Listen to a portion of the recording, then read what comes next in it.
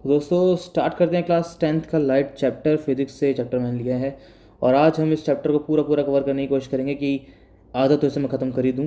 ठीक है, तो स्टार्ट करते हैं दोस्तों। लाइट आखिर क्या होती है? तो लाइट एक फॉर्म है एनर्जी की, जिसकी वजह से जो हमें देखने में अपनी मदद करती है। अब आप कभी अंधेरे में चल के देखना तो ऑब्वियस है हम चल नहीं पाएंगे, लेकिन लाइट की वजह से ही हम चीज़ें सारी देख पाते हैं। अगर आपको आसपास की सारी चीज़ें दिख पा रही हैं तो वो सारा का सारा इसलिए दिख पा रहा है क्योंकि लाइट जो है उन ऑब्जेक्ट्स पर पड़ रही है और वो ऑब्जेक्ट्स की सारी लाइट रिफ्लेक्ट होकर आपकी आंखों में आ रही है। अगर मान लेते हैं ये किसी की आंख है और ये कोई ऑब्जेक्ट है, तो लाइट अगर बल्ब से कहीं पे इस पर पड़ रही है तो इससे टकरा के आपकी आंखों में जाएगी। तो ये खेल क्या है सारा रिफ्लेक्शन का। तो रिफ्लेक्शन वर्ड उठ रहा है यहाँ पर। रिफ्लेक्शन है क्या? तो इस लाइट चैप्टर को हम दो पार्ट्स में डिवाइड करेंगे। एक है रिफ्लेक्शन और दूसरा हमें पढ़ना है रिफ्रैक्शन। ठीक है, इस रिफ्लेक्शन के अंदर हमें पढ़ने हैं दो टाइप के मिरर, वैसे तो तीन पढ़ने हैं। ठीक है, और रिफ्रैक्शन के अंदर हमें पढ़ने हैं लेंस। ठीक है, दो टाइप के लेंस पढ़ेंगे मेन। तो फिलहाल तो थोड़ा थोड़ा सा इंट्रोडक्शन इसको हम आगे बढ़ाते हैं। तो लाइट याद रखना हमेशा स्ट्रेट लाइन में ट्रेवल करती है और इसी बात को कहा जाता है रेक्टिलिनियर मोशन ऑफ लाइट। तो लाइट का नेचर वैसे एक बुक में है नहीं, लेकिन थोड़ा थोड़ा सा एक्स्ट्रा हम देख लेते हैं कि लाइट का आखिर नेचर कैसा है। लाइट जो दोस्तों ड्यूअल नेचर की है। लाइट का कैसा नेचर है? दो नेचर है लाइट के। अब दोनों में से पहला नेचर जो है वो वेव, तो वेव का नेचर होता है और दूसरा इसका पार्टिकल नेचर है। तो हमारे पास दो थ्योरी है, हम देख लेते हैं वो कौन सी दो थ्योरी हैं।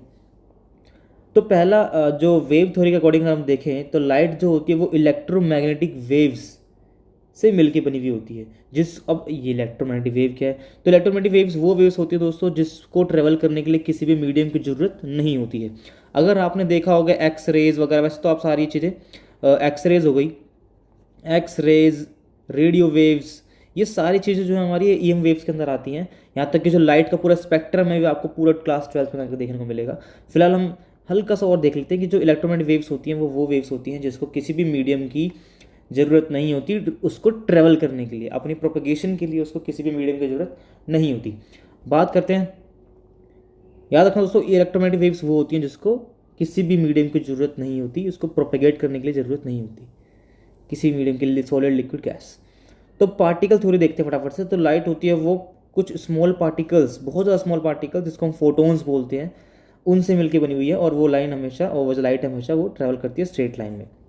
ठीक है, और वो भी बहुत ज़्यादा तेज़ स्पीड से, इतनी ज़्यादा तेज़ स्पीड्स की इससे तेज़ ट्रैवल करना थोड़ा मुश्किल है। तो 3 × 10⁸ मीटर पर सेकेंड। दोस्तों यही हमारी लाइट की स्पीड होती है, एक सेकंड में 30 करोड़ मीटर। बहुत ज़्यादा बड़ी बात है ये। तो अपना फर्स्ट पार्ट हम स्टार्ट करते हैं लाइट चैप्टर लाइट। तो रिफ्लेक्शन का मतलब क्या होता है? अगर मान लो मैं यहाँ पर एक मिरर बना दूँ और ये लाइट आई और टकरा के चली गई, बस यही रिफ्लेक्शन है। बिल्कुल सही, वैसे यही रिफ्लेक्शन है देखा जाए तो एक ऐसा प्रोसेस जिसमें लाइट जो है बाउंस बैक कर जाती है जब उसकी जो रेज हैं वो किसी सरफेस यानी ऑब्जेक्ट के सरफेस पर टकराती हैं। जैसे मान लो ये देखो लाइट आई और ये मिरर से टकराई चली गई, ये रिफ्लेक्टेड रे और ये आने वाली इंसिडेंट रे हो गई हमारी। तो ये मिरर है, इसको हम बोलते हैं प्लेन मिरर। ये हमारा कौन सा मिरर है? प्लेन मिरर है ये। और प्लेन मिरर जो आपके घरों में लगा हुआ होता है, जो डेली हर इंसान सुबह उठ के ज़रूर देखता है, या नहाने की बात तो देखना ही है, तो पॉलिश इसके पीछे हो रखी होती है, पॉलिशिंग हो रखी होती है। ठीक है, और उसके बाद अगर हम बात करें, जो लाइट रे मिरर के सरफेस पे आके यहाँ गिर रही है आपके सामने, वो हमारी इंसिडेंट रे होती है। ये देखो ये लिखा। ठीक है, और जो टकरा के जाएगी उसे हम बोलते हैं रिफ्लेक्टेड रे। ठीक है, और बीच में 90 डिग्री पे, इस मिरर के ऊपर 90 डिग्री पे एक लाइन गिर रही है, रे गिर रही है, इसको हम बोलते हैं नॉर्मल रे। नॉर्मल रे दोस्तों 90 डिग्री पे होती है, याद रखना। और हम बात करें इंसिडेंट रे और नॉर्मल रे के बीच में बनने वाले एंगल को हम बोलते हैं एंगल ऑफ इंसिडेंस। और नॉर्मल रे और रिफ्लेक्टेड रे के बीच में बनने वाले एंगल को हम बोलते हैं एंगल ऑफ रिफ्लेक्शन। बाकी ये रही नॉर्मल रे। ठीक है, बात करते हैं लॉज ऑफ रिफ्लेक्शन के बारे में। तो ये थोड़ा इंपॉर्टेंट है, याद रखना। तो फर्स्ट लॉ की अगर हम बात करें, वो ये कहता है कि इंसिडेंट रे, रिफ्लेक्टेड रे और नॉर्मल रे ये सारे के सारे सेम प्लेन में होती है। ठीक है, प्लेन का मतलब यहाँ पर क्या है दोस्तों, मान लो आपके पास कोई भी बुक है, उस बुक के इस वाले पोर्शन को आप मान लो कि ये मिरर है, यहाँ पर एक पेन रख दो, यहाँ भी एक पेन रख दो और यहाँ भी एक पेन रख दो। अब आप बताओ, ये तीनों सेम कवर पे ही तो होंगे जिस पे आप इसको रखोगे, सेम प्लेन पर ही थे ना तीनों। तो इसका मतलब क्या है कि ये सेम प्लेन पर, सच में लाइट वगैरह भी ऐसे ही ट्रेवल करती हैं, सेम प्लेन पर ही होती है मतलब। अगर हम सेकंड लॉ की बात करें तो ये कहता है कि एंगल आई जो है वो एंगल आर के हमेशा बराबर होगा, यानी कि ये एंगल अगर मान लो 30 हुआ तो ये एंगल भी 30 ही होगा। ठीक है, अगर 40 तो 40, 50 तो 50, अगर ये 40 तो ये भी 40, कहने मतलब कि एंगल आई और एंगल आर हमेशा बराबर होंगे। अगर हम बात करें आगे कि क्या होगा अगर मान लो, ठीक है ये थोड़ा ठीक है, अगर मान लो ये मिरर मैंने ले लिया और यहाँ पे मैंने देखो पॉलिशिंग कर दी और ये लाइट आई और टकरा के चली गई। ठीक है, ये देखो इस पर लाइट आई और टकरा के चली गई। ठीक है, और इसके बीच में ये रही नॉर्मल रे, ये रही, ऐसी था ना केस। पर मान लो अगर लाइट ऊपर से यानी कि टेढ़ी आई ना, टेढ़ी वर्ड का मतलब होता है ऑब्लिकली आई ना वो, तो मैंने क्या करता हूँ, मैंने क्या करा, मैंने ये मिरर है, मिरर के बिल्कुल परपेंडिकुलर एक रे को मिरर के सरफेस पे डाला, तो मैंने देखा जिस एंगल पे वो गिरी उसी एंगल पे वापस चली गई। इसका मतलब कि अगर आप किसी भी लाइट की रे को नॉर्मली गिरवाते हो या खुद गिरती है वो परपेंडिकुलरली गिरती है, तो मतलब मिरर के ऊपर अगर वो परपेंडिकुलर गिरती है तो रिफ्लेक्ट जिस तरीके से वो आई थी, जिस एंगल पे वो आई थी उस एंगल पे रिफ्लेक्ट हो जाती है। इसलिए एंगल आई और एंगल आर बराबर तो होते ही हैं, तो ये एंगल ज़ीरो हो जाते हैं दोनों ही। ठीक है, अब ऑब्जेक्ट क्या होता है, इमेज क्या होती है, ये सब चीज़ें हमें जाननी है। ऐसी कोई भी चीज़ जो लाइट को एमिट करे, वो चाहे उसकी खुद की लाइट हो या फिर किसी और से रिफ्लेक्ट होकर आ रही है। अगर हम यहाँ पर छोटा सा टॉपिक और आता है, ल्यूमिनस ऑब्जेक्ट्स क्या होते हैं और एक नॉन ल्यूमिनस ऑब्जेक्ट्स क्या होते हैं, ये आपने 7th 8th क्लास में ही पढ़ा होगा। तो ल्यूमिनस ऑब्जेक्ट जो है, ल्यूमिनस ऑब्जेक्ट्स वो होते हैं दोस्तों जो अपनी खुद की लाइट जिनके पास होती है और वो उसको एमिट करते हैं, निकालते हैं। ठीक है, जैसे सूरज, ठीक है, सन के पास अपनी खुद की लाइट है और वो उसको एमिट भी कर रहा है। ठीक है, तो anything which gives out light rays other its own or by it is called an object. तो इमेज क्या होता है, सिर्फ एक ऑप्टिकल अपीयरेंस है हमारा जो प्रोड्यूस होता है जब कोई लाइट हमारी किसी ऑब्जेक्ट पर गिरती है। ठीक है, मान लो आप शीशे के सामने खड़े हुए हो और आपकी जो और आप तो ऑब्जेक्ट ही हुए शीशे के सामने खड़े हुए हो, तो और जो ऑब्जेक्ट है वहाँ से लाइट रेज निकल रही है, यानी कि आपसे रेज निकल रही हैं। अब आप ल्यूमिनस ऑब्जेक्ट नहीं हुए, नॉन ल्यूमिनस ऑब्जेक्ट हो आप, क्योंकि हम लोगों के पास कोई अपनी खुद की लाइट थोड़ी ना है। हम तो हमारे घरों में जो लाइट होती है, बल्ब होते हैं, हम तो उनकी रिफ्लेक्शन से चमकते हैं ना। ठीक है, तो बात करते हैं, हम इमेज की कह रहा था कि मैं मिरर के सामने अगर कोई ऑब्जेक्ट खड़ा हुआ है तो वो उसकी जो लाइट है वो मिरर पे जाके पड़ेगी, उस ऑब्जेक्ट से लाइट निकल रही है वो मिरर पे जाके पड़ेगी और मिरर उसको क्या कर देगा, रिफ्लेक्ट कर देगा और बनाएगा इमेज। ठीक है, दो टाइप की इमेज हमें पढ़नी है, मेन तो ये फोकस करना है हमें इस चीज़ पे कि रियल इमेज और एक वर्चुअल इमेज। दोस्तों रियल इमेज क्या होती है, रियल इमेज का मतलब होता है ऐसे टाइप की इमेज जो तब बनती है जब रिफ्लेक्शन के बाद, यानी कि रिफ्लेक्टेड रेज रिफ्लेक्शन के बाद सच में किसी पॉइंट पर मिले। अगर वो किसी पॉइंट पर मिल रही हैं तभी वो रियल इमेज बनेगी, वरना नहीं। और वर्चुअल इमेज क्या होती है, वर्चुअल इमेज तब बनती है दोस्तों जब लाइट रेज असलियत में नहीं मिलती। कहने का मतलब क्या है, अगर आप शीशे के सामने खड़े हुए हो, जो आपके घरों में शीशा लगा हुआ है वो है प्लेन मिरर, और प्लेन मिरर में कभी भी असलियत में इमेज नहीं बनती, वो वर्चुअल इमेज होती है, यानी कि वो असलियत में एग्जिस्ट ही नहीं कर रही, वो एक इल्यूजन है। ठीक है, अब बात करते हैं आगे। तो रियल और वर्चुअल में हमारे पास यहाँ पर देखो 5 पॉइंट मैंने लिखे हुए हैं। तो रियल इमेज मैंने जैसे कि मैंने बताया कि लाइट रेज एक्चुअली मीट करती है रिफ्लेक्शन के बाद, और जो वर्चुअल इमेज होती हैं वो नहीं मिलती, एक्चुअली सच में नहीं, वो रेज रिफ्लेक्शन के बाद नहीं मिलती हैं। अगर हम बात करें कि रियल इमेज को हम स्क्रीन पर भी प्रोजेक्ट कर सकते हैं, ऑब्टेन कर सकते हैं, लेकिन वर्चुअल इमेज को आप स्क्रीन पर ऑब्टेन नहीं कर सकते। तो ये क्या है ऑब्टेन्ड वगैरह, तो जैसे कि आप लोग सिनेमा हॉल में गए होंगे तो वहाँ पर जो पर्दे पर आपने जो इमेजेस वगैरह देखी होंगी बनते हुए, ये सब चीज़ें सिर्फ रियल में ही पॉसिबल हो सकती हैं, यानी कि रियल इमेज में ही पॉसिबल हो सकती हैं। जो पर्दे पर जो इमेज बनती है वो हमारी रियल इमेज होती है, लेकिन वर्चुअल इमेज को आप पर्दे पर नहीं उतार सकते। अब आप इस डायग्राम को एक बार देखो, यहाँ पर आप देख सकते हो कि जो कॉनकेव मिरर है उसके सामने ऑब्जेक्ट रखा हुआ है और इमेज देखो आप स्क्रीन पर बन रही होगी। एक केस में थोड़ी बड़ी बन रही है और जो फ्लेम है कैंडल की वो बड़ी बन रही है और उल्टी बन रही है स्क्रीन पर, और एक जगह छोटी बन रही है। ठीक है, तो ये है रियल केस का एक बड़ा अच्छा एग्जाम्पल। ठीक है, तो आगे बढ़ते हैं हम। तो हमारे पास जो रियल इमेज होती है वो हमेशा इन्वर्टेड होती है। इन्वर्टेड मतलब हमेशा उल्टी बनती है, और इरेक्ट मतलब सीधी। ठीक है, यानी कि जो हमारी वर्चुअल इमेज होती है वो हमेशा इरेक्ट होती है, यानी कि सीधी होती है, और रियल इमेज हमेशा इन्वर्टेड होती है। तो रियल इमेज कौन बनाता है? रियल इमेज हमारा कॉनकेव मिरर भी बनाता है, कॉन्वेक्स लेंस भी बनाता है। तो ये दोनों जो है किसी किसी केस में हमारे रियल बनाते हैं। ठीक है, मतलब वर्चुअल भी बनाते हैं वैसे तो ये, पर कब बनाएंगे वो हम देख लेंगे आराम से। तो फॉर्म्ड बाय प्लेन मिरर, कहने का मतलब क्या है? वर्चुअल इमेज जो है वो कौन बनाता है? प्लेन मिरर हमेशा वर्चुअल इमेज बनाता है। कॉन्वेक्स मिरर भी हमेशा वर्चुअल इमेज ही बनाता है, लेकिन कॉनकेव मिरर भी कम नहीं है, उसका भी एक केस सिर्फ ऐसा है जो वर्चुअल का है, वो हम पढ़ेंगे। याद रखना दोस्तों, पढ़ेंगे। फिलहाल भी इतना याद रखो कि जो वर्चुअल इमेज होती है वो प्लेन मिरर के द्वारा बनाई जाती है, कॉन्वेक्स मिरर के द्वारा बनाती है, और कॉनकेव लेंस के द्वारा बनाई जाती है। तो इसके एग्जाम्पल भी देख लेते हैं। अगर आप सिनेमा स्क्रीन पर आप देखते हो, जो इमेज आपको दिख रही होती है वो रियल होती है, रियल इमेज होती है, और जो हम मिरर वगैरह में डेली देखते हैं वो हमारी वर्चुअल इमेज होती है, जो एक इल्यूजन है, असलियत में एग्जिस्ट नहीं करती। लेटरल इन्वर्जन की अगर हम बात करें दोस्तों, लेटरल इन्वर्जन क्या होता है? एक ऐसा फिनोमेना जिसमें जो हमारी लेफ्ट साइड होती है वो राइट दिखाई देती है। मतलब ऑब्जेक्ट की, अगर मान लो शीशे के सामने आप अपना लेफ्ट हैंड खड़ा करते हो तो आपको शीशे में राइट हैंड लगता हो, और जब आप राइट हैंड अपना एक्चुअल में अपना राइट हैंड खड़ा करोगे तो आपको वहाँ सामने लेफ्ट हैंड दिखाई देता है। तो ये एक सिर्फ इन्वर्जन, लेटरल इन्वर्जन इसी को कहा जाता है। ये एक फिनोमेना है जस्ट।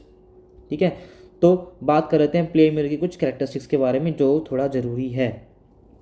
तो दोस्तों पहली ये बात तो हमने पढ़ी ली कि जो इमेज बनती है प्लेन मिरर के द्वारा, प्लेन मिरर के अंदर जो इमेज बनती है वो हमेशा वर्चुअल और इरेक्ट होती है। बात करें इमेज जो सेम साइज़ की हमेशा बनाता है। कभी आपने उठ के ऐसा तो नहीं देखा कि आज मैं थोड़ा बड़ा लग रहा हूँ, गर्दन ऊपर करके देखनी पड़ रही है शीशे के अंदर, ऐसा तो कुछ नहीं होता। तो इमेज जो है हमेशा सेम साइज़ की ही बनाता है प्लेन मिरर। और जो इमेज बनती है वो ये भी याद रखना, अगर आप मान लो शीशे से 1 मीटर की दूरी पर खड़े हो, मान लो ये है हमारा शीशा और आप इससे 1 मीटर की दूरी पे खड़े हो, यहाँ पर एक ऑब्जेक्ट है 1 मीटर की दूरी पे, तो इमेज भी जो है वो दोस्तों 1 मीटर दूरी पर ही बनती है। ठीक है, ये हमारी इमेज है और ये ऑब्जेक्ट। ए से अमिताभ, बी से बच्चन, तो याद रखना दोस्तों, मैं इसका नाम रखूँगा ऑब्जेक्ट का। ठीक है, तो इमेज जो बनती है वो सेम डिस्टेंस से बनती है और शीशे के पीछे बनती है, बिहाइंड द मिरर बनती है, याद रखना। ठीक है, तो और लास्ट जो पॉइंट है इसका वो क्या है? लेटरली इन्वर्टेड बनती है। तो एक बार दोबारा रिवाइज मान लेते हैं कि जो प्लेन मिरर होता है हमेशा वर्चुअल एंड इरेक्ट इमेज बनाता है, दूसरा सेम साइज की बनाता है, तीसरा सेम डिस्टेंस पे बनाता है, और चौथा लेटरली इन्वर्टेड बनाता है। ठीक है, अब बात करते हैं स्फेरिकल मिरर, कॉनकेव और कॉन्वेक्स मिरर के बारे में। तो कॉनकेव मिरर को दोस्तों हम देखो, कॉनकेव मिरर को यहाँ पर मैं लिख देता हूँ, कन्वर्जिंग मिरर भी कहा जाता है। कन्वर्जिंग मिरर भी कहा जाता है, कन्वर्जिंग मिरर। और कॉन्वेक्स मिरर को डाइवर्जिंग मिरर कहा जाता है। ठीक है, तो कॉनकेव मिरर को आप देख सकते हो, ये देखो, ये जो है हमारे कॉनकेव शेप है। ठीक है, और ये है हमारा कॉन्वेक्स। इसमें जो रिफ्लेक्टिंग सरफेस होते हैं, रिफ्लेक्टिंग यानी कि जहाँ से रिफ्लेक्शन होगा वो सरफेस कौन सा है? ये पोर्शन अंदर वाला। ठीक है, और यहाँ पर रिफ्लेक्शन कहाँ से होगा? बाहर से। ठीक है, तो कुछ इंपॉर्टेंट टर्म्स के बारे में बात कर लेते हैं। ठीक है, अब हमारे पास पोल आ रहा है। देखो, मैं अभी आप मान लेते हैं ये हमारा कॉनकेव मिरर। ठीक है, और ये पीछे पॉलिशिंग हो रखी है, और यहाँ से ये देखो, ये मैंने ये जो बनाई है लाइन, इसको बोलते हैं प्रिंसिपल एक्सिस। ठीक है, और यहाँ पर होता है पोल, ये है पोल, देखो आपको यहाँ पर दिख रहा होगा। ठीक है, उसके बाद अब को ये होते हैं एक्चुअल में स्फेरिकल मिरर। अगर मैं इसको स्फेयर्स बनाने की कोशिश करूँ तो ये सेंटर हो गया इसका, है ना। देखो जैसे कि सेंटर ये रहा, तो ये जो होता है पूरा स्फेयर की तरह ही होता है, और ये हो गया इसका सेंटर। और पोल और सेंटर के बीच में, पोल और सेंटर के बीच में, दोबारा दिखाता हूँ, यानी कि जो पोल है, पोल और सेंटर के बीच में हमारे पास कौन होता है? फोकस। इसको प्रिंसिपल फोकस भी कहा जाता है। ठीक है, अब सेंटर से पोल तक की दूरी को रेडियस कहा जाता है। ये तो पता है हम सबको। नहीं पता तो ये देखो, दोबारा देख लो। मान लो ये एक सर्कल है, देखो। ठीक है, ये क्या है? हमारा सेंटर। ये हमारा सेंटर होता है, सेंटर से लेके यहाँ तक ये क्या है? रेडियस है। ठीक है, आगे बढ़ते हैं। तो सेंटर पता लग गया, फोकस पता लग गया, पोल पता लग गया। ठीक है, तो सेंटर की डेफिनेशन देख लेते हैं एक बार। Centre point, the centre point on the surface of spherical mirror, mirror के सरफेस पर ही जो ये सेंटर पॉइंट है ना, इसको पोल बोलते हैं। उसके बाद सेंटर क्या होता है, the centre of the imaginary sphere from which the mirror is a part. Mirror देखो एक पार्ट है, ठीक है, उसी इमेजिनरी सरफेस, इमेजिनरी जो स्फेयर था, याद है ये मैंने बनाया था आपके सामने होते पहले, तो उसका जो सेंटर पार्ट है उसको हम सेंटर ऑफ कर्वेचर बोलते हैं। उसके बाद रेडियस क्या है, ये तो हमें पता है, pole, distance between pole and centre, है ना। अगर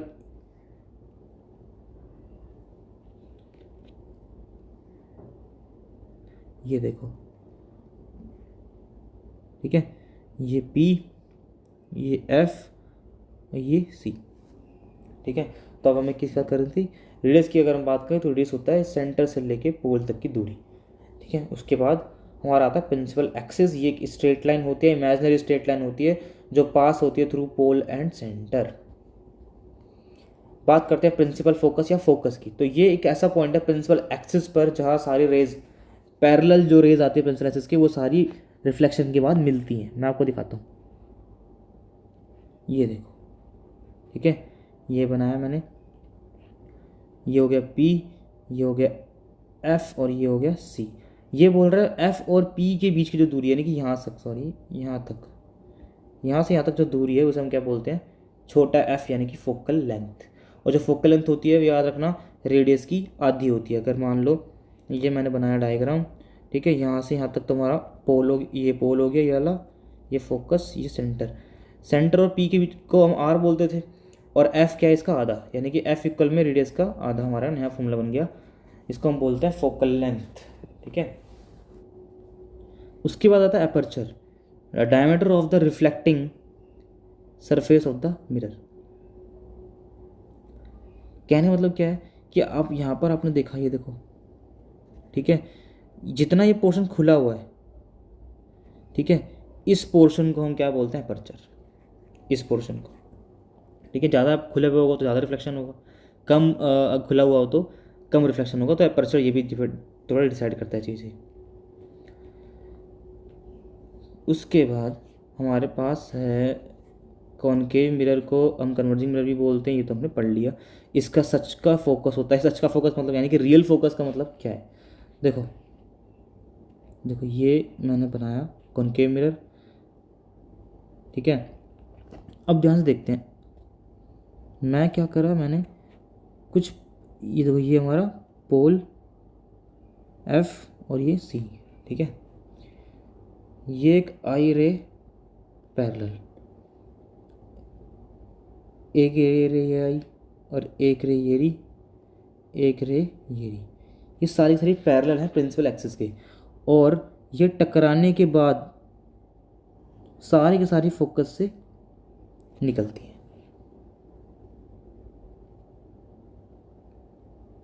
ठीक है। आप देख सकते हो यहाँ पर सारी फोकस से गई हैं, देखो ऐसे आई थी और ऐसे चली गई, है ना। तो फोकस से गई है और सच में मिली है कहीं जा करके, इसलिए इसको रियल फोकस बोल देते हैं कि कॉनकेव मिरर का रियल फोकस होता है। अगर हम कॉन्वेक्स मिरर की बात करें, कॉन्वेक्स मिरर में वर्चुअल फोकस होता है, कैसे कैसे वो देखते हैं।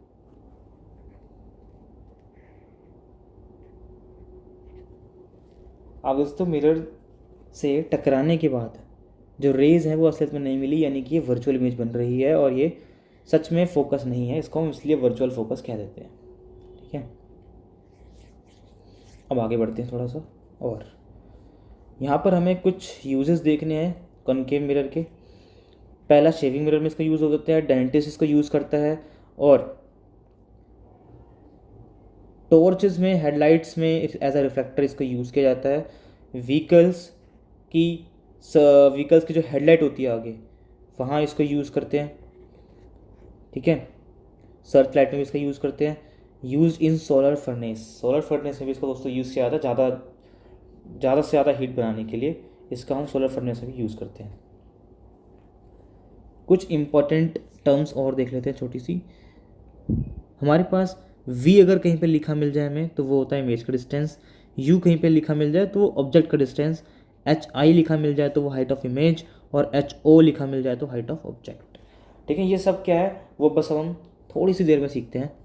तो आपको कुछ चीज़ें मैं दिखा देता हूँ ज़रा, मान लेते हैं ये हमारा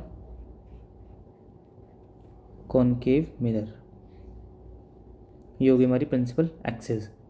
इसको हम बोलते हैं P, इसको हम बोलते हैं F और इसको हम बोलते हैं C। ठीक है, होता क्या है, अगर रेज प्रिंसिपल एक्सिस के ठीक है पैरेलल आ रही है, क्या आ रही है, पैरेलल। पैरेलल का मतलब क्या होता है, दो ऐसी रेज जो कभी भी आपस में इंटरसेक्ट नहीं करती। देखो एक ही आई मान लो, तो जब पैरेलल आती है प्रिंसिपल एक्सिस से तो हम क्या करते हैं, वो रिफ्लेक्ट होके फोकस से चली जाती है। कहाँ चली जाती है, फोकस से। आपको ये याद रखना है। ठीक है, एक डायग्राम ये हो गया। दूसरा क्या करना है, अगर मान लो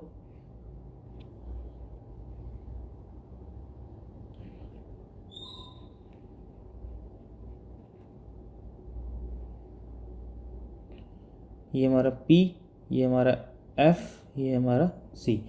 अब मान लेते हैं अगर फोकस से जाएगी तो क्या होगा, अगर रेज फोकस से जा रही है ऐसे, ठीक है, तो क्या होगा, फोकस से आई तो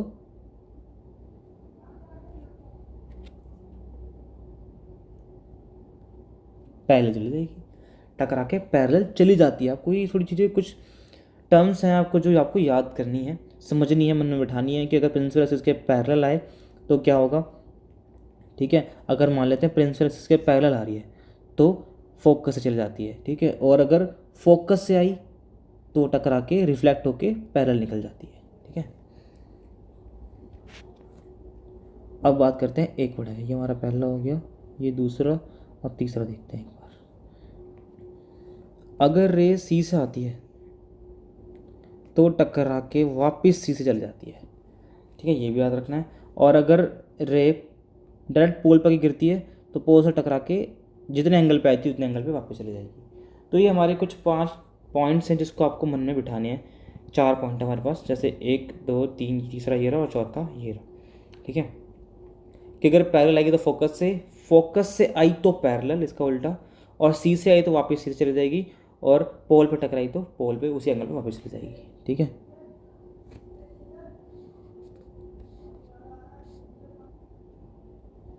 अब क्या करना है, साइन कन्वेंशन करनी है, यानी कि साइन जो माने गए हैं। ठीक है, ऑब्जेक्ट जो है वो हमेशा लेफ्ट साइड रखा जाएगा।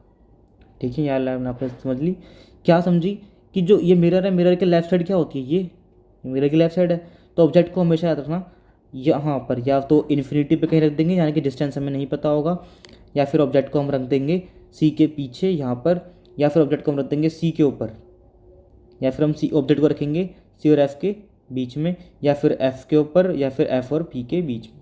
हमें कुछ 5 या 6 कुछ केसेस हैं जो हमें पढ़ने हैं और बहुत डिटेल में पढ़ने हैं। खासकर सबसे ज़्यादा इंपॉर्टेंट तो यह है कि जब हम अपने ऑब्जेक्ट को प्लेस करेंगे पी और एफ के बीच में।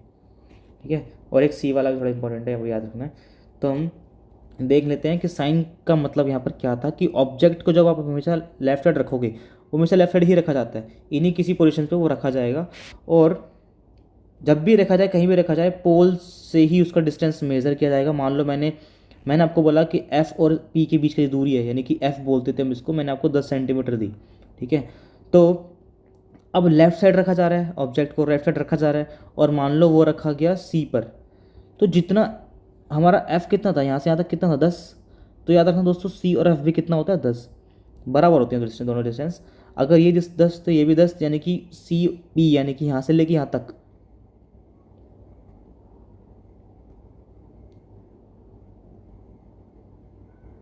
तो यानी कि हमारी यहाँ से लेके, ऑब्जेक्ट हमारा यहाँ था ना, यहाँ से लेके जो दूरी है यहाँ तक कितनी होगी, 20 सेंटीमीटर। पोल से अगर मैं मेज़र करूँ यहाँ से तक कितनी दूरी होगी, 20 सेंटीमीटर। और याद रखना दोस्तों, ये हमारा यू है और हमेशा माइनस में होगा, यानी कि -20। ठीक है, अगर एक इमेज है वो कहाँ बन रही है, अगर एक इमेज है वो कहाँ बन रही है, देखो, अगर एक इमेज है वो बन रही है बिहाइंड अ कॉनकेव मिरर, यानी कि कॉनकेव मिरर की यहाँ बन रही है इमेज, कहीं पीछे बन रही है, राइट साइड बन रही है। ठीक है, हम इसको इस तरीके से समझ सकते हैं, मान लो ये हमारा कार्टेशियन प्लेन है। ठीक है, तो यानी कि याद रखो, ये सारी हमारी पॉजिटिव साइड्स होती हैं, ये हमारी नेगेटिव पॉजिटिव होती है, ये वाली नेगेटिव नेगेटिव होती है, और ये वाली साइड हमारी हमारी ये होती है प्लस और माइनस। तो याद रखने वाली क्या है इसमें, प्लस माइनस मैंने क्या बता दिया, तो कुछ नहीं है, आपको जस्ट नॉर्मल इतना याद रखना है कि अगर राइट साइड अगर आप इमेज बने यहाँ पर, इसको कार्टेशियन प्लेन पे हिसाब से देखें तो राइट साइड बने तो प्लस में लेना है वी को, वी मतलब इमेज का डिस्टेंस। मैंने ये सब ऊपर यहाँ पे आपको दिखाया था, देखो ये रहा, वी मतलब इमेज का डिस्टेंस। इमेज का डिस्टेंस से क्या तात्पर्य है, तात्पर्य ये है भाई कि हमें, दोबारा बना दूँगा डायग्राम, देखो ठीक है, मान लो एक कॉनकेव मिरर है, ये बाल नहीं है याद रखना, ठीक है, ये पॉलिशिंग हो रखी है, ये हमारा पोल, ये एफ, ये सी, मान लो इसके पीछे इमेज बन रही है, यहाँ बन रही है इमेज, ठीक है, ये वाला केस भी दिखाऊंगा अभी, यहाँ बन रही है इमेज, तो क्या होगा, यहाँ बन रही है तो मिरर के पीछे बन रही है ना, तो इस, तो पोल से लेके यहाँ तक की जो दूरी होगी ना वो मान लो 10 सेंटीमीटर है, ठीक है, तो उसको प्लस में लेंगे बस, और कुछ नहीं, ये बोलना चाहता है, ठीक है। अब ये बोल रहा है कि इन फ्रंट ऑफ मिरर अगर इमेज लेफ्ट साइड बनती है, यानी कि यहाँ कहीं बनती है इमेज, इमेज यहाँ बन रही है, कहीं यहाँ बन रही है, यहाँ बन रही है, इमेज कभी भी इसके ऊपर नहीं बनेगी, अभी फिलहाल याद रखना मिरर के अंदर, ठीक है, तो सारी प्रिंसिपल एक्सिस के नीचे बनेंगी। तो होता क्या है, अगर प्रिंसिपल एक्सिस के नीचे इमेज बन रही है तो उसको उल्टी, आपको दिख भी रहा होगा यार मैंने उल्टी बनाई है, तो इमेज उल्टी बन रही है, इसका मतलब उल्टी बन रही है, मतलब रियल एंड इन्वर्टेड बन रही है, ठीक है। तो मैं ये कहना चाहता हूँ कि अगर मिरर के लेफ्ट साइड बन रही है, यहाँ बन रही है इमेज, तो वो नेगेटिव डिस्टेंस में होगी। कॉन्वेक्स मिरर हमेशा पॉजिटिव वी रखता है, क्यों, क्योंकि कॉन्वेक्स मिरर का जो केस है ना भाई, कॉन्वेक्स मिरर का जो केस है वो कुछ इस तरीके से है, मैं आपको दिखाता हूँ, देखो यहाँ करते हैं, ठीक है। अगर इसकी इमेज यहाँ बनती है, वैसे तो concave mirror, sorry convex mirror जो है हमारा, कॉन्वेक्स मिरर हमेशा अपनी इमेजेस को इस साइड ही बनाता है, राइट साइड ही बनाता है, और इसकी सब चीज़ हम पॉजिटिव में लेते हैं, किस में लेते हैं, पॉजिटिव। आप खुद भी दोस्तों यहाँ से लेके यहाँ तक ये डिस्टेंस पॉजिटिव में मेज़र होता है, याद रखना, ठीक है।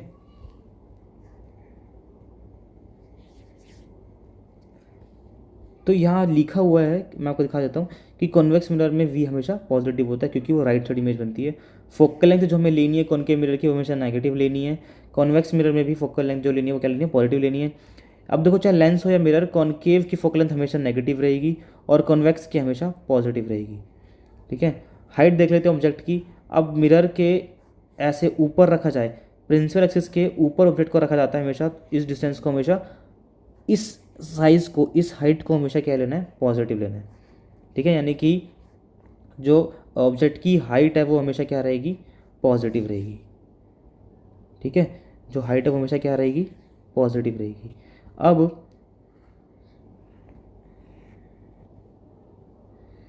अगर एक इमेज फॉर्म्ड हो रही है अबव द प्रिंसिपल एक्सिस, तो हाइट जो है उसको हम क्या लेंगे, पॉजिटिव, और अगर वो नीचे बन रही है तो उसकी जो हाइट है वो क्या लेंगे, नेगेटिव, ठीक है। जो हाइट होती है वर्चुअल इमेज की, वर्चुअल डायरेक्ट इमेज की, वो हमेशा पॉजिटिव ली जाती है, और जो हाइट होती है रियल इन्वर्टेड इमेज की, वो हमेशा नेगेटिव ली जाती है। क्यों ली जाती है मैंने आपको बताया था, बस थोड़े से दोबारा देख लेते हैं एक बार, कि मान लो अगर ये हमारा ऑब्जेक्ट रखा मान लो मैंने, और जो इसकी इमेज बनी वो यहाँ बनी, हम मान लेते हैं नीचे बन रही है उसकी इमेज, तो जो ये हाइट है ना प्रिंसिपल एक्सिस के जो नीचे, प्रिंसिपल एक्सिस तो ये है, इसके नीचे जो ये है इमेज बन रही है, इसकी जो हाइट होगी, इसकी जो ये हाइट होगी, ये इसको हम क्या बोलते हैं, इसको, ये जो हाइट होगी ये रियल इन्वर्टेड बन रही है इमेज, यानी कि उल्टी बन रही है, आपको खुद भी दिख रहा होगा, तो ये हमेशा नेगेटिव लेनी है हाइट, ठीक है। मिरर फॉर्मूला अब हमारे सामने आ रहा है, ये थोड़ा इंपॉर्टेंट है, आपको याद रखना है, 1/v प्लस में 1/u इक्वल में 1/f, ठीक है। 1/, में इमेज का डिस्टेंस प्लस 1/, में ऑब्जेक्ट का डिस्टेंस और इक्वल में 1/f, यानी कि फोकल लेंथ। ये आपको याद रखना है, ये इंपॉर्टेंट है, याद रखना, सारे क्वेश्चन जो है इसी से होंगे। एक बार मैग्नीफिकेशन भी देख लेते हैं। वैसे तो देखा जाए जो इसकी एक्चुअल डेफिनेशन है वो ये है कि मैग्नीफिकेशन हमें इन्फॉर्मेशन प्रोवाइड करती है। मैग्नीफिकेशन क्या करती है, मैग्नीफिकेशन हमें इन्फॉर्मेशन देती है, किसके बारे में, इमेज के बारे में, इमेज के बारे में देती है कि जो भी इमेज बनेगी वो कितनी छोटी बनेगी, कितनी लार्ज बनेगी, ये हमें वो समझाती है, दिखाती है। अगर हम बात करें मैग्नीफिकेशन की, तो उसका एक फॉर्मूला हमारे सामने आ रहा है, हाइट ऑफ इमेज अपॉन में हाइट ऑफ ऑब्जेक्ट। आप इसको ही हो याद करके भी याद कर सकते हो, ही हो, तो m इक्वल में ही हो, यानी कि हाइट ऑफ इमेज अपॉन में height of object. Ratio of height of image to the height of object ये भी डेफिनेशन आप लिख सकते हो मैग्नीफिकेशन में। मैग्नीफिकेशन की एक और डेफिनेशन होती है, वो हम थोड़ा सा आगे बस देखने वाले हैं। वो डेफिनेशन ये रही कि ratio of image distance to the ratio of image distance to the object distance with the minus sign, इसको हम क्या बोलते हैं मैग्नीफिकेशन। m इक्वल में -v/u, ये रहा आपके सामने फॉर्मूला। अब एक चीज़ नोटिस करो, जो m था उसका फॉर्मूला तो ही हो भी है और m का फॉर्मूला -v/u भी है, यानी कि m -v/u के बराबर भी है और जो m है वो ही हो के बराबर भी है। तो फर्स्ट और सेकंड इक्वेशन अगर आप देखें, उसको रिलेट करें, इक्वेट करें, तो ही हो इक्वल में -v/u के बराबर हो जाएगा। ठीक है, अब इसके बाद हमें कॉन्वेक्स मिरर के यूज़ देखने हैं। तो कॉन्वेक्स मिरर को हम गाड़ियों में, जो गाड़ियाँ जो होती हैं, यानी कि जो व्हीकल होते हैं हमारे, उन व्हीकल्स में आपने नोटिस किया होगा, जो साइड का जो व्यू देखते हैं हम, पीछे से कौन सी गाड़ी आ रही है, यानी कि साइड मिरर्स जो होते हैं हमारा रियर व्यू देखने के लिए, उसमें हम कॉन्वेक्स मिरर का यूज़ करते हैं। बहुत सी आपने इसको देखा होगा शॉप सिक्योरिटी मिरर के तौर पर भी इसको यूज़ किया जाता है। क्यों? क्योंकि बहुत वाइडर फील्ड हमें प्रोवाइड करते हैं। क्यों? क्योंकि हमें wider field of view provide करते हैं।